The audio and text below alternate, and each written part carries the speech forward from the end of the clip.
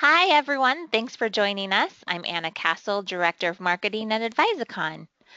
For those of you who don't know Advisicon, we are a gold project partner with Microsoft and have been in the project and portfolio space for over 20 years with extensive experience among a wide variety of industries. We're here to streamline your project with methodology and tools. We like to think of ourselves as your project management one-stop shop. That means we can kind of do it all. We consult, train, and even author some books. We want to get you the information you need in the format that works best for you. So check us out on our website and you'll find more information there. And feel free to reach out with any questions at any time. And speaking of questions, this session that's about to begin is meant to be interactive. If at any time you have questions, need clarification, or have a point that you would like to have emphasized, please utilize your questions section in the control panel on your right-hand side. We'll do our best to be able to address those during the session. If by chance we don't have time, we'll go ahead and follow up afterwards. And at this point, it's my pleasure to introduce today's speaker, Mr. Ken Lowen, Director of Client Solutions at Advisicon. Thanks very much, Anna, and good afternoon, everybody. Welcome to today's webinar. It's my pleasure to be your presenter today on the topic of creating dynamic diagrams in Visio within SharePoint. And because Advisicon is a project consultancy, that focus is going to be primarily around project information, although I know that this is a very broadly applicable topic, and I hope that you will feel free to ask questions that go more broadly than project if you see an opportunity to use this tool that way. I've had the opportunity to be, to be a technology and business project manager for over 20 years, and I currently serve as Advisicon's Director of Client Solutions, which means I get to split my time between crafting solutions to clients' most urgent needs and deliver on those solutions. I am at times a project management office consultant, at times a trainer, and at times a PMO leader. I previously worked a number of years at Microsoft and at another project consultancy managing projects in a variety of different forms. Let's move into taking a look at our agenda. We're going to talk about some of the value proposition for Visio Services. We're going to talk about some of the techniques for data linking and the OData data management tool. We'll talk a little bit about what visualization of data is, and we're going to spend the primary part of our time working on a demonstration.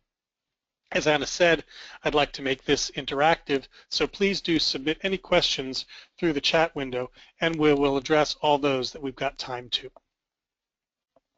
So why Visio Services? Visio Services is an application within SharePoint that supports data refreshable diagrams supported by your SharePoint server.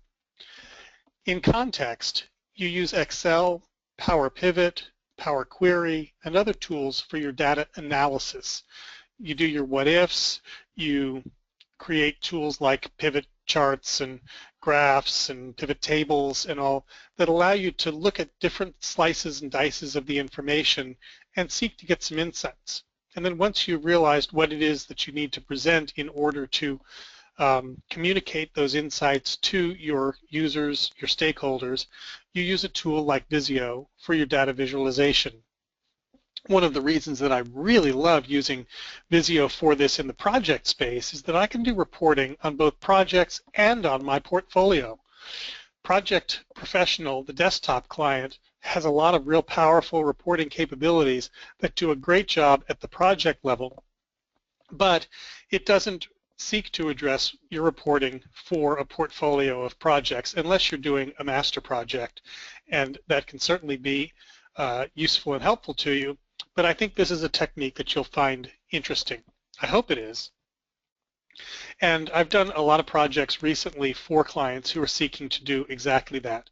Additionally, one of the reasons that you can find a lot of value in Visio Services is that in contrast with Project Professional, you're not required to have your key users go into Project Pro, or you're not required to extract a report from Project Pro into PowerPoint or Excel and send it to them. You can actually create something that is refreshed at the time that the data is refreshed. So Visio Services allows us to easily share our diagrams, and those of you who have worked at all with Visio are familiar with the capabilities it has for supporting either process diagrams, network diagrams, organization charts, or a variety of other types of things in a visual form. Sharing the information in Visio Services does not require that your end users have the Visio client on their desktop. As I mentioned briefly or touched on a little bit, the diagrams in Visio Services are able to be dynamic. So you're not stuck with merely a static chart that is not going to change in any way. You can make your data that's underlying this change the diagram in a way that's helpful for your users to better understand current status or changes from a prior status. Your ability to display this data is limited really only by your imagination. In Visio, you can visualize data in a number of unique and custom ways. I'm certainly not going to be able to demonstrate the full breadth of those, but I hope that what I do show you today gives you some great ideas.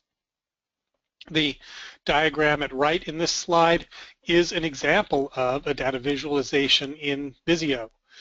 This diagram is merely a screenshot, so it's not going to change at all, but think about this as being the serial number of a particular device on your network, perhaps a count of processes that are running on it, perhaps the amount of disk space that's consumed on your server, the memory that's being used, and maybe the cost that you are invoicing your internal clients for the use, or what you paid for it and have it on your fixed asset register for, or something similar to that. And all of that information can be displayed in Visio Services based on a database that you've connected to. So the summary is the data in Visio Services is refreshable and it's not editable by your end users. So this is meant for data consumers. Your data authors would be using your Visio client on the desktop. Our next topic is going to talk a little bit about data linking. And in previous webcasts or webinars, I've talked very briefly about this topic. Right now I'm going to talk a little bit more in depth about it, and I'll show you in a demonstration what it is that I'm describing now. There are three basic steps to get you to link your data to your shapes. Step one is you import your record sets from an external data source. And there are a number of different data sources that are available to you. You can have a, excuse me, as we'll demonstrate, an Excel pivot table that is pulling data out of an Excel spreadsheet that's linked to Project Online data. And you can also be linking to information in Exchange or to an underlying SQL database or a number of other types of sources. And a single diagram can support multiple data record sets so that you can be changing your particular visualization, maybe like the one we just saw, from information that you've got in an Excel server, information that you've got in a list of processes that are running on a particular server, and so on and so forth. So after you've imported the record sets, the next step is to link those records to your shapes. And you can link one record to one or more shapes on your particular diagram, and you can link one record from each record set to a particular shape if you want. So there are a lot of different options available to you in that way. And then the third step is actually to configure your data graphics. So once you've got the data linked to your shape, you then decide what it is that you want to happen in the dynamic data graphics that support each shape. And I think these terms will make a little bit more sense when we get to the demonstration.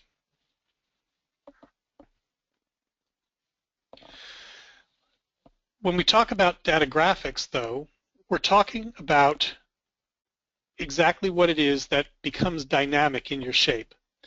The idea of a data graphic is that this enables you to surface the values of your various data elements next to or on top of a shape. It's sort of the visual version of inserting a field. There are 4 different ways that a shape can change to reflect the changes in the underlying data. You've got icon sets, and there are about a dozen of them that are available in the current version of Visio Professional. You see about 7 of them shown at the right. And the idea is that you can take one of these values in each of the in an icon set and say that it is related to a particular value in your underlying data or a range of values in underlying data. So your underlying data may be numbers, they might be text values, they could be Boolean indicators like yes, no, true, false.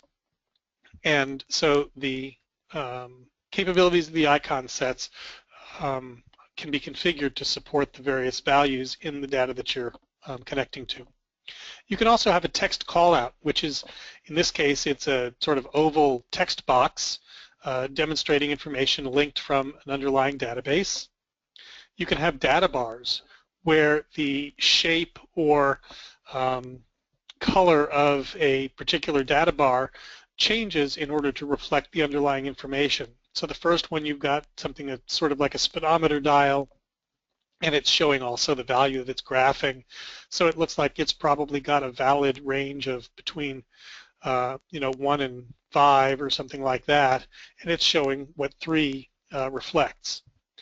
You've got then a couple of rectangles that have changed in shape and color based on the underlying data, and so you can configure that. And then the last of the 4 dynamic shape behaviors that's available to you is the ability to set color by value, and we'll look at a demonstration of how that works.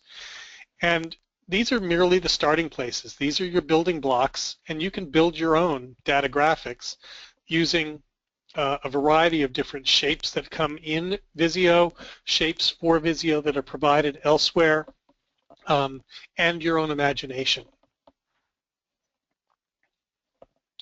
Let's move on into our demonstration now. Before we do, Anna, are there any questions based on the information that I presented? Nope, not at this point. We're all set to go in the demo. Okay, great, thank you. So what I'm going to do is I'm going to start by telling you what I've done, and then I'm going to show you how to do it, and then we'll review. So I've created this dashboard, which is a Visio diagram that I've published into a Visio web app web part in my SharePoint site. So you see this is just a standard SharePoint page, and this upper part that's outlined in the gray rectangle with the heading Project Dashboard is a Visio diagram. And I've given it a background page, if you're familiar with the idea of a background page. And so each of the 4 pages in my diagram have got this same heading that says Project Server Dashboard. It has the Advisicon logo. And this page represents count of projects. And as with all Visio diagrams in Visio web app, I can scroll around on this in order to see more of it. I can zoom in and then scroll around to see more. And so the data in the orange data graphics represents the count of projects, as you can see from the title at lower right.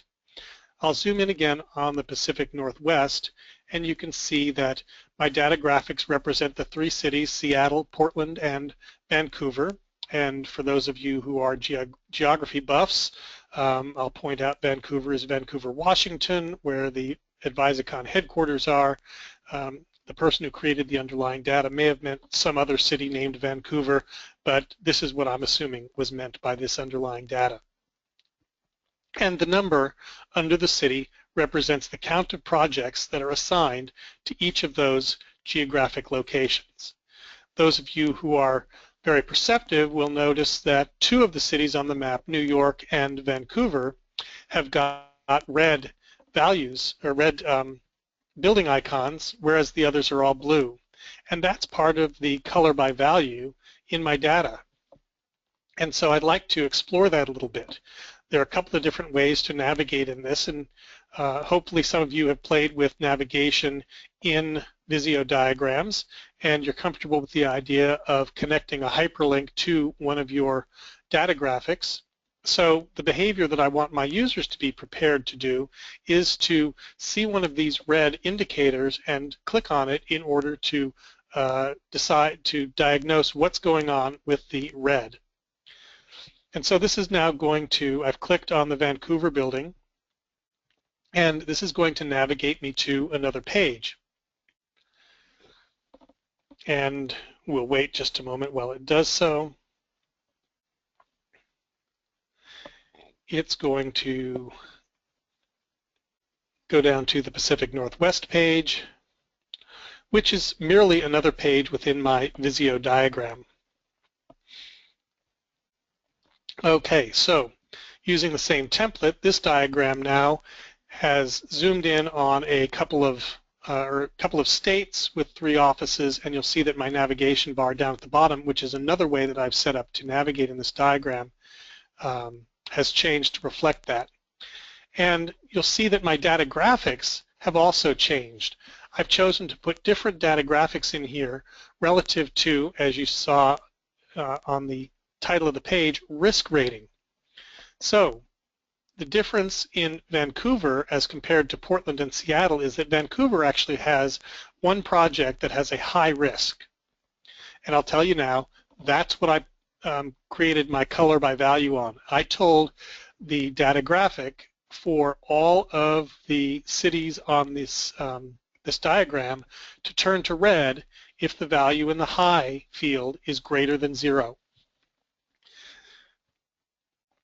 And so we can go quickly over to the Northeast US diagram, which you'll remember is where one of our graphics showed red also, and you'll see based on the data graphic that is attached to that exactly the same thing. So we've got 2 data graphics applying to each of these shapes. So in the vocabulary, we started into this process with our buildings are shapes, and I merely dragged those off of a shape sheet onto this diagram of the states and put them where I wanted them. And then the information that's presented off to the side of the shapes is my data graphic. And so I've presented a couple of different things in my data graphic. The title of the city comes from my underlying data. The high, medium, and low comes from my underlying data, and the values come from my underlying data. And then you remember that I just described that the color comes from my underlying data. Now that I've shown you what I'm going to do or what I've done, I'm now going to go in and show you what it is or how it is that I did that.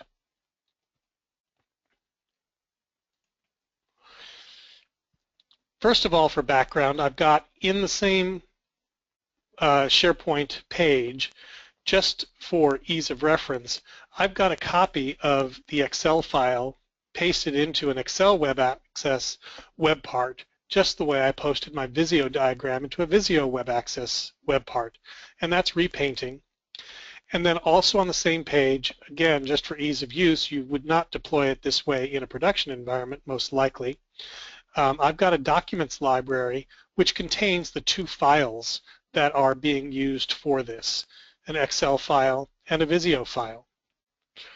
When I look at my Excel information, and what I'm going to do is I'm going to pull an Excel desktop window over just to show you the information a little bit more detail and maybe a little bit more familiarity.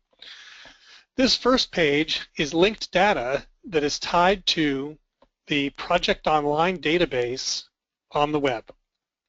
And the way that you create that connection is you go into Data and Connections, and you can actually, you go into data, get external data first. Data connections is what's not grayed out because I've made the connection already. If you go into from other sources, you'll select, in this case, OData, which is a capability that is provided for data in Project Online, because if you're working in Project Online, you're sharing the online data structure, the underlying SQL servers, with the rest of Microsoft's clients who are using that data. So Microsoft doesn't provide you with the access to the underlying SQL data for Project Online. If you're in a project server environment, you can go to your own SQL tables, provided you have the access to them, or you can use OData in that environment also. And you can go to a variety of other sources, and we'll look at those in a little bit. Relative to the connection property I've set up in this particular Excel workbook, I've set it up so that it will refresh every 60 minutes, because I don't expect it to be relevant to people looking at this diagram to see changes any more frequently than that. And it also is set to refresh the data when opening the file. Again, the way that you would set that up is you would go to data from other sources, OData, and then you would navigate to your actual OData Project Online client. And I'll take some time a little bit later to show you exactly how to do that. What happens then is you end up with this table that contains all of that information, and it's a fairly extensive, fairly broad table. There are fields containing information you would recognize. So you've got your project names here. You've got the time that your project was last modified. You've got your project owner ID and the actual name of your project owner, project % complete, and so on. And so all of this is information that you can use in order to perform your data visualizations. The project status, project risk rating, as with other custom fields, appears over at the end of this analysis. And so this column is one that we're reporting on. What I did next after making the connection to the data is I created a pivot table. And so here's my very simple pivot table created for the purpose of doing this analysis. And so I put project location on my rows, I put risk rating on my columns, and then I had it count the project ID because that's a unique value as my data values. And so having done that, I then saved the document and published it into Excel Services. And having then done that in Excel Services, I then opened up Visio, and I will open up a Visio session here. And you go into the Data tab and link data to shapes. And as you see, there are a variety of different sources that I can use for my data: an Excel workbook, an Access database, SharePoint lists, SQL servers, OLE database, and ODBC data sources, or I can go to a previously created connection. In this case, I'm using an Excel workbook, and I just navigate to the particular workbook that I want to use. And in the case of the table that I've got here, I told it to go to a specific location within that workbook, and it imported this table. And the values are appearing right there just as you see them in the Excel table. So you can see that's pulled that information in. The thing that I do next with those, sorry, I don't mean to close that, is that I then connect my data to the individual shapes. And with just 6 shapes or 7 shapes on a page, what I do is I can just drag a particular row over the shape that, or over the shape, and it will land there. And so I just drag it up here. When it highlights the shape, I let it go. And this chain link icon at the left will appear, indicating that it is connected to that shape. Alternatively, what I can do when I create those individual shapes is I can put the an identifier into that shape when I create it. And so I'm going to just click on this one for Boston, and you'll see the shape data for that shape. And so you'll recognize row labels, high, medium, low, and grand total come from the database below. Label is a value that I put into that shape when I created it. And so I can use automatically link up here on my menu to automatically link my data to the shapes based on that value. I automatically link to either selected shapes or all shapes on the page. And then on the next field, I tell it how to match that information. So I've got a data column called row labels, and on my shape, I have a field that is my shape text. And if those match, and I click next, then it will go and it will just match the information for each of the shapes on that page automatically. And that, of course, saves a lot of dragging and dropping and potentially a lot of error. And it was exactly the same technique up on the shape for the first page. Keeps wanting to navigate to another shape.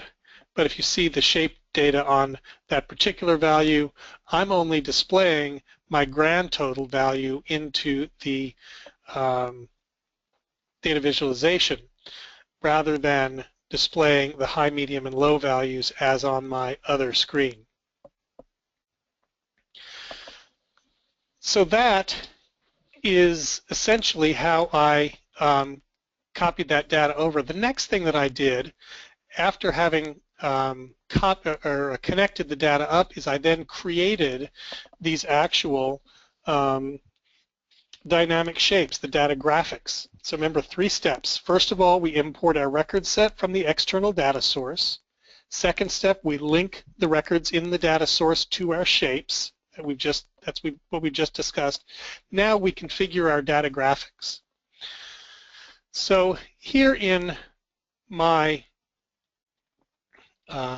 page, I'm going to expand the diagram so that you can see a little bit better. And what I'm going to do is I'm going to set this so that I have no data graphic on that particular shape and then show you how I create one. So I've highlighted the shape up here. Remember, the building is a shape, and the call out to the right, as well as the color, is my data graphic. So I go up here to my data tab, I click on data graphics.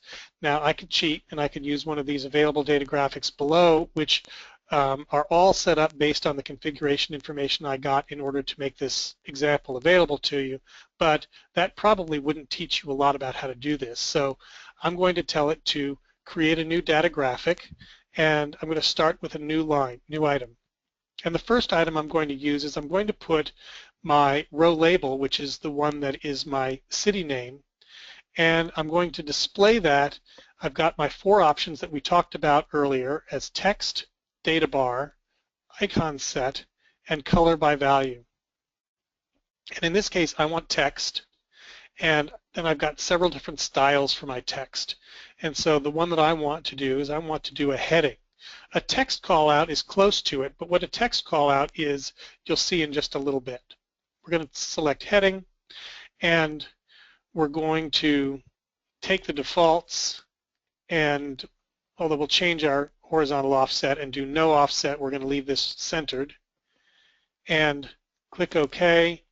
And for that particular diagram, it works fine to have the horizontal position be to the far right and vertically aligned at the middle. And we're going to apply this just to the selected shape. And so there, that one happens to be one where instead of a city, I had the value USA in my data. The next thing that we're going to do is we're going to add in our value for our grand total. So we'll edit the data graphic this time, and we'll add a new item here, and we're going to take our grand total, and that's going to be displayed, may have been a hint from what I said a few moments ago, as a text call out. And we want to show the value yes, and the label position is our other option. And you'll see if you look at what's on the screen for Boston and New York, I don't actually have a label position. So what I'm going to tell it to do is do not shown. And our font size was quite a bit larger. I think I did 16 point on those others.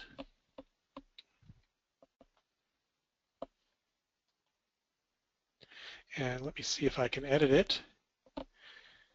It's not accepting input from my keyboard, so we'll just live with what it's got and tell it OK. And so that's not real usable, but what I can do, again, is I can take a look at the values that I have up here and just apply it. And that will save you from the vicissitudes of my keyboard acting up at this particular moment. The other one that has applied here is that we've got our high risk rating, apparently. And I wanted to show you how to do that one. So we'll go into edit the data graphic and, oh, okay, so it set it inappropriately as low. So I'm going to delete that and then we'll create a new item on here. What we're going to do is we're going to say we really care about our high risk rating. We want an indicator when the value is high. And that will be displayed as color by value. And so remember, color by value is applying to the shape. So what this is going to do is this is going to change the color of the shape based on a value. And there are two different methods we can use for this. The first one is we can have each color represent a unique value. And so the default data that's populated in there basically assumes that we only care if the value in the high field is either 1 or 2. And a 1 is going to get red and a 2 is going to get yellow. In our case, we really want to know when are there any projects with a high risk rating. So we really want a range of values. And we're going to say our range is anything from 1. Okay, this is interesting. This is not accepting numbers from my keyboard. Can I copy? That would be nice. There we go, I can copy. Okay, so I would have put 10,000, well, let's see, I can do that, and then I'm going to take this, and I'm going to get real inventive, and I'm going to make it put 10,000 in there. And so what I did, for those of you who can't actually see my fingers on my keyboard, is I copied and pasted raw digits in there because for some reason the number keys on my keyboard have stopped working. And I'm going to delete the other values here. So what I've configured is that relative to the high risk rating field, I want a color by value. I want each color to represent a range, so when the high is in the range 1 to 10,000, and I just picked that value knowing that my project's database is less than 10,000 projects. I want it to turn the site to red. And we've said OK, and of course it's not turning red because that value is not greater than 0. If I pull up my external data, you can see down here on the next to the last row that my USA value is in fact 0 in the high field. So it's appropriately blue. But what I've done is I've configured this so that if my underlying data changes to the point that a high risk rating project is assigned in the USA region, it will turn that graphic red and highlight that information for us, as it did in other circumstances. So that is the configuration of the data graphics. Are there any questions at this point, or if not, I'll move into a little bit more detailed description of the data linking.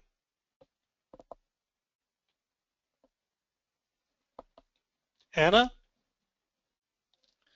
Okay, I'm going to assume we don't have any questions at this point, and what I'll do is take us into Excel, and we'll take a look at data linking. And I'm going to close this particular file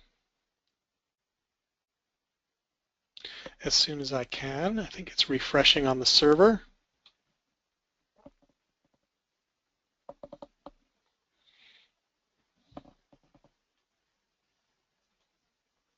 There we go. So I'm not going to save the changes to that. And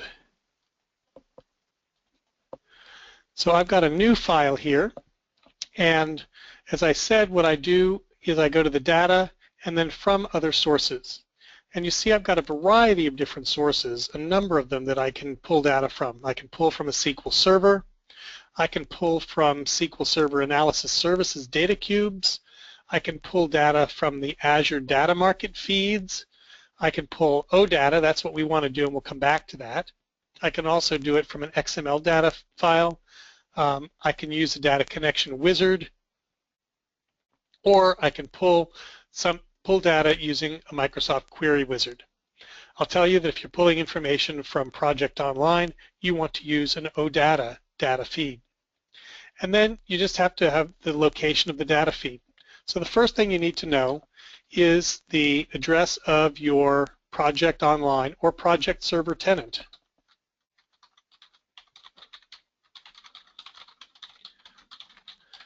So what I've typed so far is where you typically go in order to go to PWA. So if you've opened up PWA in your browser, copy this text and paste it over into the this field, the location of the data feed. There's a little bit more information you need to add to that in order to complete this. You do a /API /project data with no spaces. And you can go on and you can point to a particular project if you want to, but in this case I'll show you how to go at all of the project data and select from what you want in the next screen. Because if you don't know all of these table names, this is a helpful way to identify the information that you want. And really the challenge, one of the significant challenges in doing this is understanding which one or more of these tables you need to connect to in order to do your particular report. So you'll see things like assignments. Those are that's what connects your resources to particular tasks.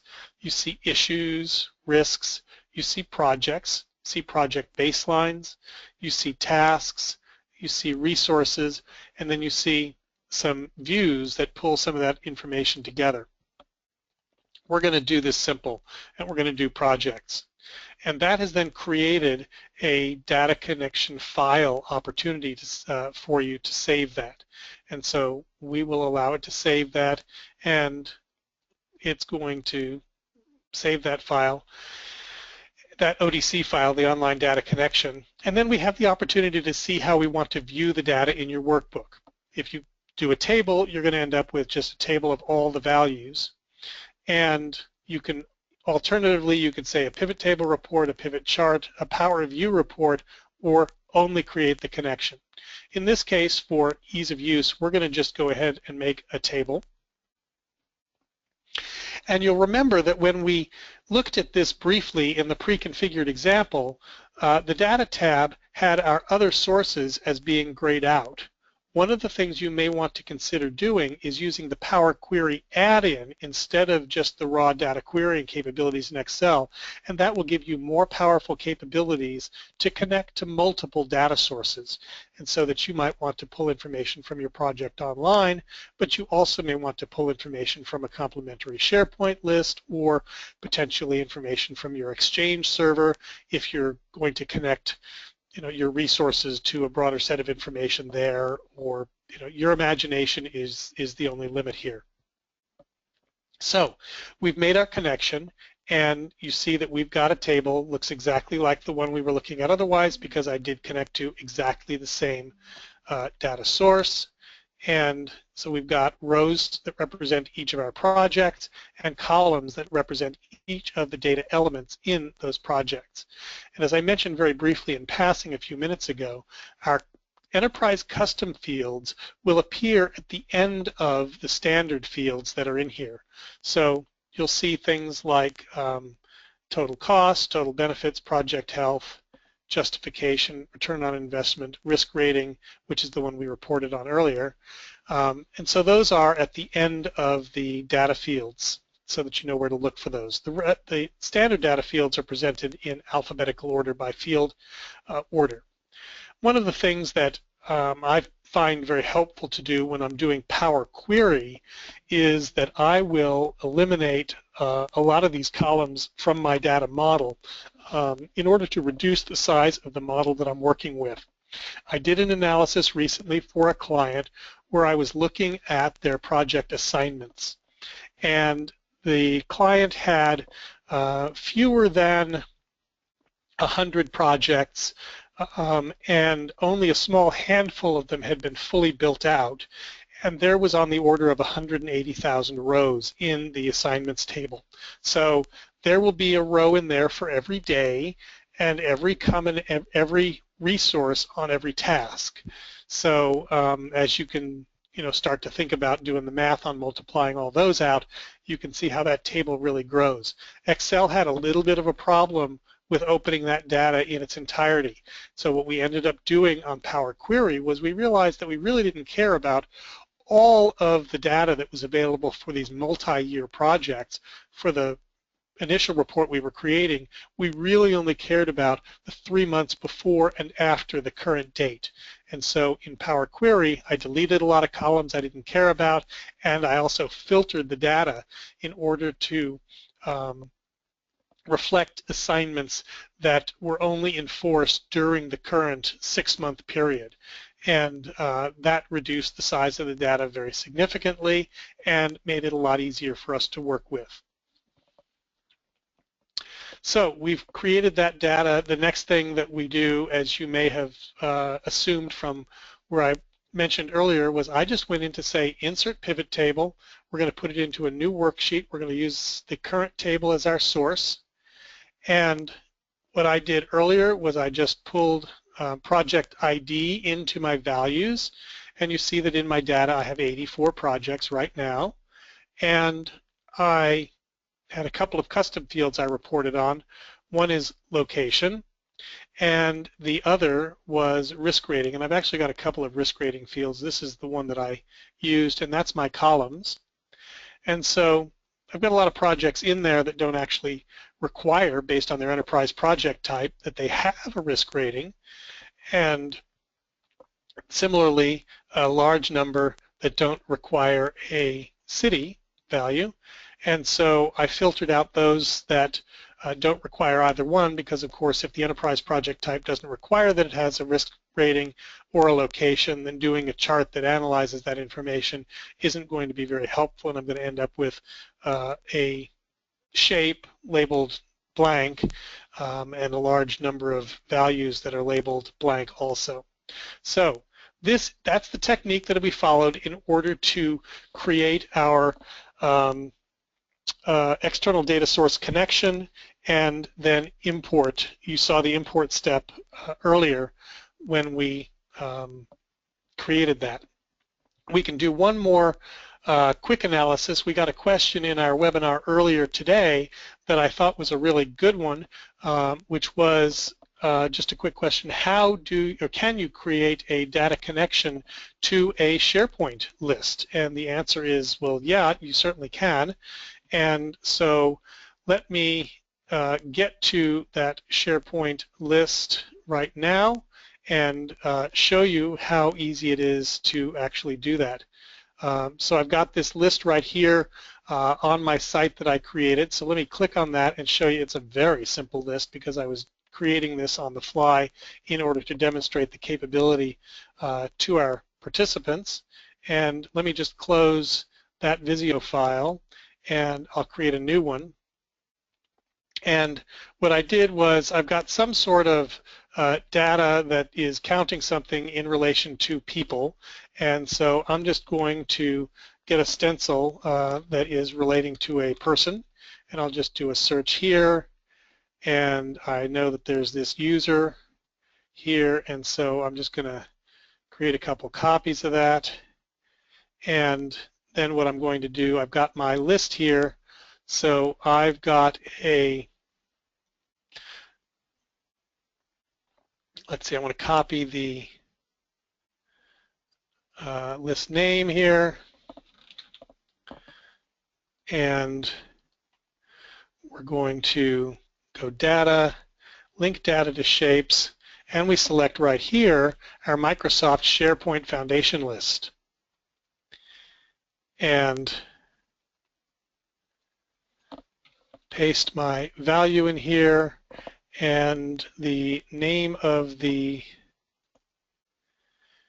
list is going to come up. It's going to show me the lists that are available in that site, and so I select Visio Linking Demo right there and link to a list. I don't need to link to a view of the list, although that's a powerful capability and it's nice to know that it's there. And next, and I have successfully imported my data, and I can click on Finish to continue. Now I've got 4 people in here, and I've got 3 graphics in there, so I'm just going to copy one of my graphics and do another one. And as I showed you earlier, I can just copy any particular record over a shape, and it will give it a name, and it has defaulted to creating a data graphic, as you'll see here. And I can edit my data graphics now.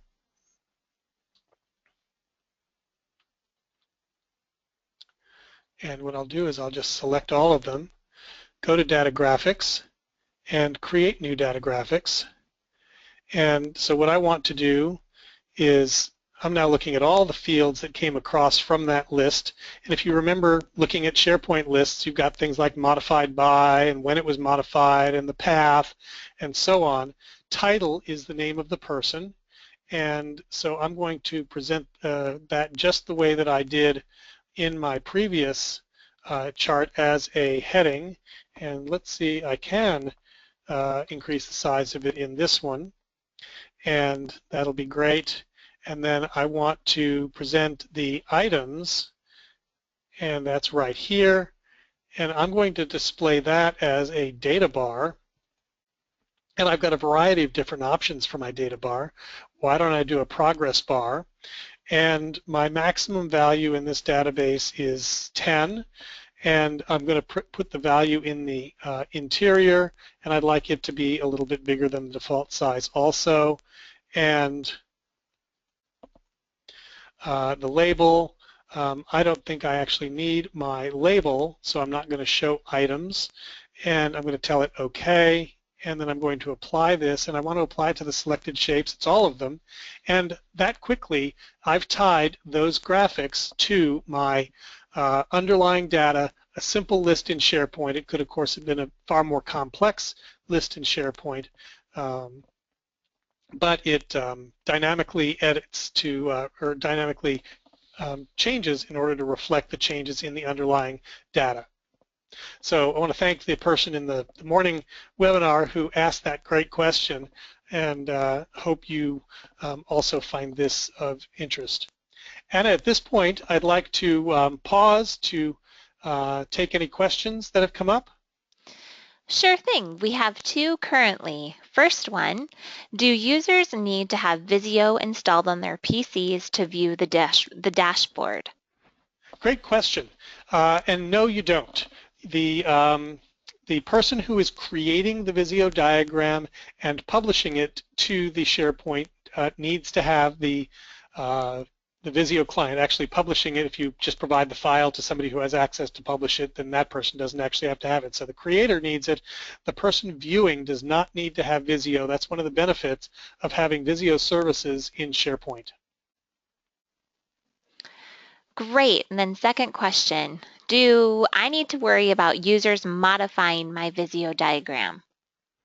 Super question. No, you don't need to worry about that if you have configured your SharePoint site appropriately. So one of the real benefits of using Visio Services in SharePoint is that you're able to provide the diagram to somebody who merely has a SharePoint license to come in and access your site, look at the contents in there, and then you configure this particular page so that your users do not have edit rights to the page. They can just see the diagram. They can certainly zoom in on it. They can drag it around to look at different areas. They can navigate within the file by clicking, as I did, on areas that are hyperlinked to allow you to navigate to other elements of the file. But aside from that they're not doing any modification, and the refreshing of the data is not a modification, it is just refreshable data. So your underlying diagram is not modified by the actions of your users. Great. Thank you. It looks like if we have a couple more minutes, if you wanted to move on to the recap, then I can close us out. That sounds great, Anna. And one thing that I remember came as a question in this morning's call, additionally, was that the the question came up as to whether you needed to have Visio Professional in order to do this technique. And the answer is yes, you do. In order to create data linking, you do need Visio Professional, as Visio Standard does not have that capability. So thanks again to somebody for asking that question. So as a recap, we looked at why Visio Services, and I think I covered a lot of that in the question that arose just a few minutes ago. The idea that it's data refreshable diagrams. Data refreshable is what's happening if, instead of the diagrams actually being changed by your users. There's an opportunity here, since we're talking about this in the context of project program and portfolio management, to be looking at project or portfolio information. Remember the diagram I created here was looking across your portfolio of projects. It makes it very easy to create dynamic diagrams that are not static, so that you don't need to go in and update a diagram in order to give a status report at the end of each period or whatever it is. Next, we looked at data linking and connecting that up to the shape data. 3 steps to do that. One is import your record sets from an external data source of some sort. 2, link your records to your shape, and there's a lot of flexibility around both of those 2 steps, where you can be looking at multiple data record sets, and you can be mapping the data to multiple shapes if you need to. And then the 3rd step, the one that really takes your imagination and makes use of it, is configuring the data graphics. And then your capabilities within those data graphics, there's 4 dynamic shape behaviors that you get to work with. There are icon sets, which are pre-configured sets of icons that you can make change based on your data values. There are text callouts, which will act as basically text boxes displaying your underlying data values. There are data bars, which are a purely graphic representation of your information and can change in shape, size, and if you're displaying values within those shapes, then those values can also change. And then there's color by value, where we demonstrated that our building shape would change color based on an underlying value. And you can combine these, as we showed, in order to result in your own representation of your data, and really the sky's the limit on applying your imagination to these designs. Thanks again for your attention today for our webinar on using Visio to create dynamic shapes in SharePoint. I appreciate the participation in the form of your questions, and I'll hand it over to Anna now for any next steps. And thank you, Ken, for your time and expertise that you shared with us today. It was really helpful. We would love to continue the conversation with you guys. We've identified a couple of ways that we think that might be helpful for you guys. If you want to try out some Microsoft technology that you don't have currently available, whether it's Office 365, SharePoint, Project, Business Intelligence, we're more than happy to set that up for you in addition to a free trial. Sometimes we understand that you just need a second set of eyes or a sanity check. Our consultants are readily available to pick up the phone or meet with you in person and have a free consultation session. Also, we encourage you to check out our website, as we offer public classes on a variety of topics. If you happen to not see a topic that you need covered, please feel free to reach out and let us know, as we create custom training classes all of the time. Okay, just a couple last comments. For those of you who join us on a weekly basis, this series is part of our what we like to call Webinar Wednesday program. We create these with you in mind. We always welcome your participation. If you have an idea for an upcoming topic you'd like to have us cover, please feel free to submit that. If you have ways that we could improve this time together, we're more than open to hearing those as well.